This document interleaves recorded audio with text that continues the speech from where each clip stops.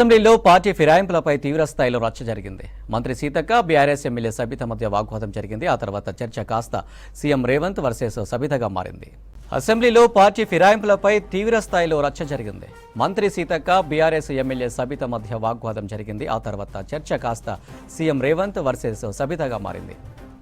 కాంగ్రెస్ పార్టీలో 2004 కంటే ముందు వేరే పార్టీలో ఉన్నటువంటి సబితా ఇంద్రారెడ్డి గారిని కాంగ్రెస్ పార్టీలో చేర్చుకొని టిక్కెట్ ఇచ్చి వారిని 5 సంవత్సరాలు ఫుల్ ఫ్లెడ్జ్డ్గా మంత్రి చేసి 2009లో మళ్ళీ టికెట్ ఇచ్చి మళ్ళీ మంత్రి చేసి ఒక దశాబ్ద కాలం అధ్యక్ష అత్యంత ముఖ్యమైనటువంటి పోర్ట్ఫోలియోలు వారికి ఇచ్చి ఒక దశాబ్ద కాలం వారు మంత్రిగా కాంగ్రెస్ పార్టీ చేసింది అధ్యక్ష.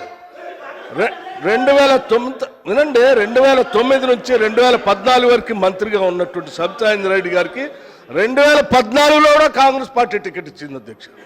సరే, దురదృష్టమో అదృష్టమో 2014లో కాంగ్రెస్ పార్టీ అధికారంలో రాలేదు, టీఆర్ఎస్ పార్టీ అధికారంలోకి వచ్చింది అధ్యక్ష. కాంగ్రెస్ పార్టీ బాగా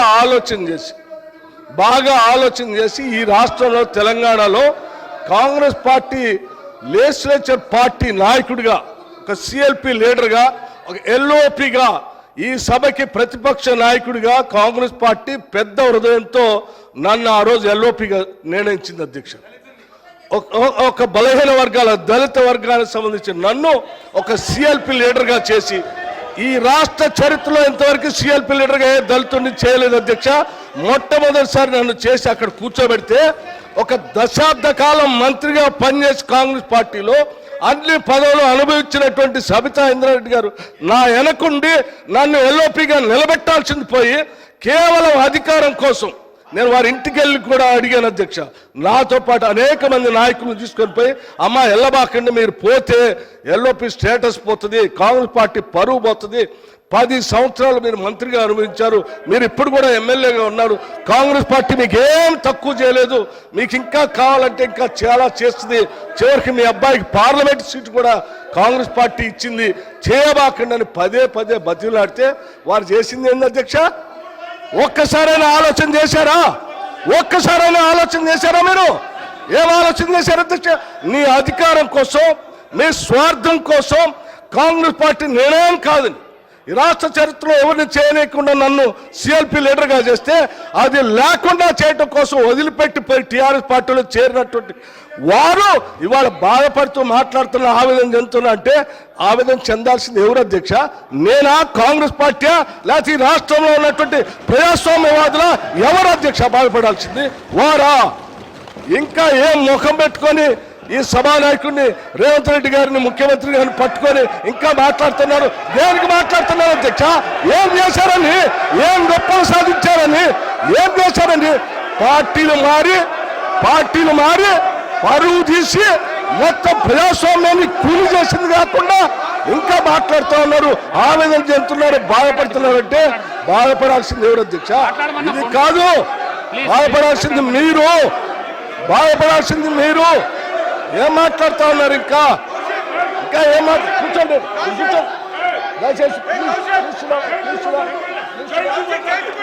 కూర్చోండి అధ్యక్ష. ఏం మాట్లాడుతున్నారు ఇంకా?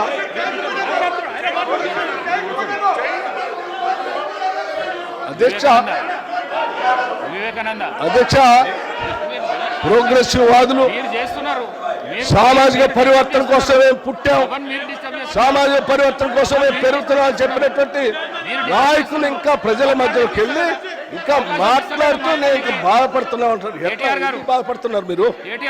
ఎందుకు బాధపడుతున్నారు? కూర్చోండి. ఏంటి పద్ధతి అధ్యక్ష? మొన్న వీళ్ళు గవర్నర్ను కలిసి కాంగ్రెస్ పార్టీలో వచ్చిన ఎమ్మెల్యేల మీద అనర్హత వేటు వేయాలని చెప్పారు. ఎవరి ద్వారా ఇప్పించారు? కాంగ్రెస్లో గెలిచి ఎమ్మెల్యేగా ఉంటూ మరి టీఆర్ఎస్లో జాయిన్ అయినటువంటి సంబంధిత సోదర మంత్రి గారి ద్వారా ఇప్పించారు. అంటే ఇది ఎవరిని ప్రశ్నిస్తున్నారు? వాళ్ళు రాజీనామా చేసి తీసుకున్నారా?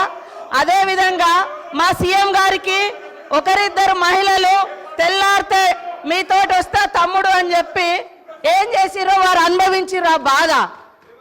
ఢిల్లీ దాకా నేను వస్తున్నా అని చెప్పి ఏం మోసం చేసిర్రో రాహుల్ గాంధీ గారి దగ్గర టైం తీసుకున్నాక ఆ బాధ అనుభవించండి కాబట్టి కేటీఆర్ గారికి సూచన చేయడం జరిగింది. కాబట్టి ఎవరి పేరు పెట్టలేదు. మీరు మొన్న గవర్నర్ దగ్గర పోయేటప్పుడు మీరు మెమోరాండం ఇచ్చేటప్పుడు మా పార్టీలో వచ్చినటువంటి వాళ్ళ మీద అనర్హత వేటు వేయండి అని ఇచ్చినప్పుడు ఎవరిచ్చారు? సబితమ్మతో ఇప్పించారు. మరి సబితమ్మ కాంగ్రెస్ నుంచి టీఆర్ఎస్లో పోయినప్పుడు ఇచ్చినప్పుడు ఏం తెలియదు, ఏం తెలియదు, ఏం తెలియదు. ఒక్కొక్కరిని నువ్వు జైలు చేసుకున్నప్పుడు గొప్ప, మీరు జైలు చేసుకుంటే గొప్ప. ఏం తెలుసు నీ దురహంకారం బంద్ చేసుకో కేటీఆర్. ఏం తెలియదు, ఏం తెలియదు అంటున్నా. అడుగు మరి అడుగు. ఏం తెలియదు, మీరు అందరు జైలు చేసుకోలే, మీరు అందరు జైలు చేసుకోలే. వాళ్ళు జైలు చేసుకుంటే గొప్పట, మళ్ళీ వాళ్ళతో మెమోరాండాలు ఇప్పిస్తారు వీళ్ళు. అనుభవించారు. మళ్ళీ అదే కాంగ్రెస్ విధానాల మీద తిడుతుంటే వాళ్ళిద్దరు చప్పట్లు కొట్టడం ఎంతవరకు కరెక్ట్ అధ్యక్ష? ఇప్పుడు కాంగ్రెస్ పార్టీలో 10 ఏళ్ళు మంత్రులుగా చేసిర్రు. మరి 70 ఏళ్ళ కాంగ్రెస్ విధి విధానాలు తెలిసే వాళ్ళు ఆ పదవులలో కొనసాగిన అప్పుడు మళ్ళీ కాంగ్రెస్ని తిడుతూ ఉంటే రోజు ఇట్లా కొడుతూ ఉంటారు. అది కరెక్టా అధ్యక్ష? అది కరెక్టా? నేను అందుకనే మేమెప్పుడు కూడా ఒకటి కట్టుబడి ఉన్నాం అధ్యక్ష. మంచికి బాధ్యత మాదే, చెడుకు బాధ్యత మాదే అట్లున్నప్పుడు. కానీ మంచి వాటికి మేము గొప్పవాళ్ళం, చెడ్డ వాటికి మాకు సంబంధం లేదు అని చెప్పుకునే కల్చర్ మాకు లేదు. అప్పుడు కూడా అదే చెప్పినాం. మేము పాత వాటిలలో మేము ఉన్నప్పుడు మా బాధ్యత ఉంటే మేమే బాధ్యులమని చెప్పుకున్నాం. కానీ మీ లెక్క తిడతా అంటే చప్పట్లు కొట్టే సంస్కారం మాకు లేదు అధ్యక్ష. 2017 అధ్యక్ష తప్పకుండా చర్చ పెట్టుకుందాం. అక్కడున్న లేపట్లకి వచ్చిండ్రు, ఎక్కడ పోయిందో తప్పకుండా చర్చ పెట్టుకుందాం. గౌరవ ముఖ్యమంత్రి గారు ముఖ్యమంత్రి అయిన తర్వాత కేసీఆర్ ఇంటి మీద వాళ్ళ కాకినా ఇంటి మీద వాళ్ళతో కాల్ చేస్తానడు. ఎంతమంది ఉన్నారు అధ్యక్ష ఇప్పుడు అక్కడ? ఎందుకు చేర్చుకున్నారు అధ్యక్ష? గౌరవ ముఖ్యమంత్రి గారు ఎంజాయ్ చేస్తున్నారు. ఇప్పుడు మాట్లాడుతుంటే గుండె మీద చేసుకొని చెప్పాలి అధ్యక్ష. ముఖ్యమంత్రి గారు కూడా ఆ రోజు నేను అక్కగానే ఆశీర్వదించిన, ఆ రోజు పార్టీలోకి వస్తున్నప్పుడు ఒక అక్కగా ఆశీర్వదించిన, బాబు నువ్వు చాలా పెద్దగా ఎదుగుతావు, ఈ రాష్ట్రానికి ముఖ్యమంత్రి అవుతావు, రాయి పార్టీలకని ఆహ్వానించిన నేను. ఈరోజు మరి నన్ను ఎందుకు కక్ష తీర్చుకుంటున్నాడో నాకు అర్థమైతలేదు. ప్రతిసారి ప్రతి అసెంబ్లీలో ఒక్క నిమిషం ఆగండి చెప్పనియండి. ఒక ఆడబిడ్డ బాధ అవుతుంటే వినే స్థితిలో లేరా మీరు? ఎందుకు నన్ను టార్గెట్ చేసిండు? మాట్లాడి చెప్పండి అధ్యక్ష. ముందు కంట్రోల్లో పెట్టండి అధ్యక్ష. అధ్యక్ష ముఖ్యమంత్రి గారు ఒక మాట అన్నారు కేటీఆర్ గారిని, నీ వెనక కూర్చున్న అక్కలను నమ్ముకోవద్దు, మోసం చేస్తున్నాను. ఏం మోసం చేసినాం అధ్యక్ష? ఏం ముంచినాం అధ్యక్ష? ఈయనను ముంచినాం అధ్యక్ష. ఈయనను బతిన్లాడి పార్టీలోకి రా తమ్ముడు అని చెప్పి, నువ్వు వస్తే భవిష్యత్తులో ఈ పార్టీకి నువ్వు ఆశాకిరణం అవుతావు అని చెప్పి పార్టీలకు ఆహ్వానించిన, లేదా గుండె మీద చేసుకొని చెప్పమనండి అధ్యక్ష. ఎందుకు టార్గెట్ చేస్తున్నావు? ఏం మోసం చేశాం? ఇప్పుడు కాదు అధ్యక్ష, ఎలక్షన్లు వచ్చినప్పుడు కూడా నా కాన్ఫిడెన్స్ అట్లేగా అధ్యక్ష. సభ పొద్దున ఒక మాట మాట్లాడుతుంది, ఏం మాట్లాడినాం? పొద్దున ఒక మాట, రాత్రి ఒక మాట. ఎవరిని అవమానిస్తున్నావు ఒక్కసారి ఆలోచించండి ముఖ్యమంత్రి గారు. ఎందుకు అవమానిస్తున్నావు? ఎందుకు కక్ష? ప్రతిసారి టార్గెట్ చేస్తున్నావు. ఈరోజు ఏం మోసం చేసినాం? మేము ఆడబిడ్డలం విత్డ్రా చేసుకో. 2018 శాసనసభ ఎన్నికల్లో కూర్చోండి రాజశేఖర రెడ్డి గారు, నేను కొడంగల్ శాసనసభలో ఓడిపోయిన తర్వాత 2019 పార్లమెంట్ ఎన్నికలు వచ్చినప్పుడు కాంగ్రెస్ పార్టీ నన్ను పార్లమెంట్ పోటీ చేయమని అన్నప్పుడు ఇదే సబితక్క ఇంటికి వెళ్ళి ఇదే సబితక్క నన్ను పిలిచి నువ్వు మల్కాజ్గిరి పార్లమెంట్ లో పోటీ చేయి, ఎన్నికల్లో నీకు అండగా నిలబడతా అని నాకు మాట ఇచ్చి పార్టీ నన్ను ఎంపీగా డిక్లేర్ చేసిన మరుక్షణం టిఆర్ఎస్ తో మాట్లాడుకొని పోయి టిఆర్ఎస్ లో చేరింది అధ్యక్ష.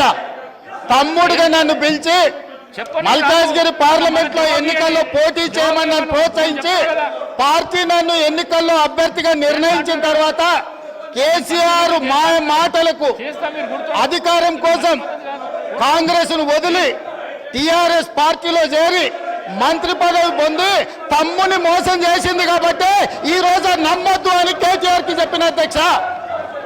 ఇది నిజమా కాదా సబితక్కను గుండె మీద చేసుకొని చెప్పమని ఉంది. నన్ను మల్కాజ్గిరిలో పోటీ చేయి కాంగ్రెస్ నుంచి, నీ ఎన్నికల్లో నేను గెలిపించే బాధ్యత తీసుకుంటా నాకు చెప్పి నేను ఎన్నికల్లో నిలబడడం డిక్లేర్ అయిన తర్వాత కాంగ్రెస్ ను వదిలేసి టిఆర్ఎస్ లో చేరి మంత్రి పదవి పొంది ఈ రోజు వచ్చి మాకు నీతులు చెప్తే మేమేమన్నా అమాయకులమా అధ్యక్ష? కాబట్టి ఇవన్నీ చర్చలు ఈరోజు నేను ఏ మాత్రం కూడా వాళ్ళ పేరు తీసుకోకపోయినా మీరు వారికి అవకాశం ఇచ్చిండ్రు. మీరు అవకాశం ఇచ్చినందుకు నేను అభ్యంతరం చెప్పలేదు.